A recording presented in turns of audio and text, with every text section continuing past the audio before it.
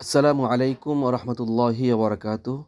প্রিয় দর্শক, আপনারা দেখতে পাচ্ছেন সৌদি আরবের ঐতিহাসিক এবং পাহাড় ঘেরা শহর তায়েফ। আজ আমরা পাড়ি দিচ্ছি এক অসাধারণ পথ।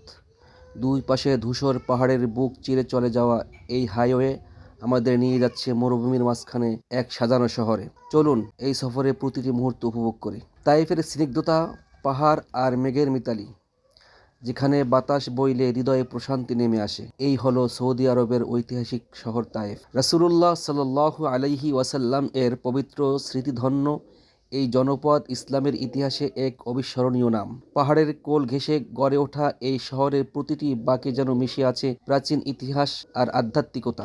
গাড়ির জানালা দিয়ে বাইরের দৃশ্যগুলো সত্যি অপার্থিব। যদিও চারপাশে পাহাড়ের রুক্ষতা, কিন্তু রাস্তার আধুনিকতা এবং পরিচ্ছন্নতা দেখে আপনি মুগ্ধ হতে বাধ্য। মাঝে মাঝে চোখে পড়ে স্থানীয় ছোট ছোট দোকান আর বিশ্রামের জায়গা। আমরা এগিয়ে যাচ্ছি তায়েফ শহরের প্রাণকেন্দ্রের দিকে।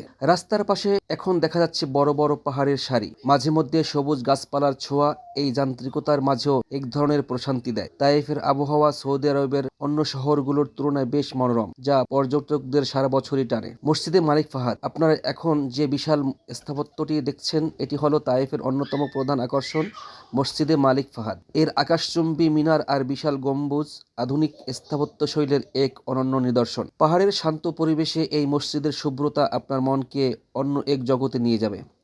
এখানে যখন আজানের ধ্বনি প্রতিধ্বনিত হয়, তখন পুরো উপত্যকায় এক জান্নাতি পরিবেশ তৈরি হয়। এখন আমরা একটি দীর্ঘ টানেলের ভিতর দিয়ে পার হচ্ছি। আধুনিক স্থাপত্যের এক নিদর্শন, এই টানেলগুলো পাহাড়ের ভিতর দিয়ে চলাচলের পথকে অনেক সহজ করে দিয়েছে। টানেল থেকে বের হতেই সূর্যের আলো আর পাহাড়ের ভাঁজে নতুন নতুন দৃশ্য আমাদের চোখে ধরা দিচ্ছে। শহরের কাছাকাছি আসতেই সুন্দর সব ভাস্কর্য আর বাগান আমাদের স্বাগত জানাচ্ছে। তায়েফকে বলা হয় গোলাপের শহর। এখানে অসংখ্য গোলাপের বাগান আছে, যা থেকে বিশ্ববিখ্যাত পারফিউম তৈরি হয়।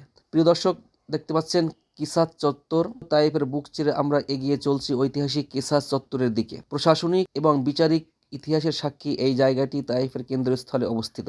এই এলাকাটি কেবল একটি চত্বর নয়, বরং এটি তায়েফ শহরের ঐতিহ্যের একটি অংশ।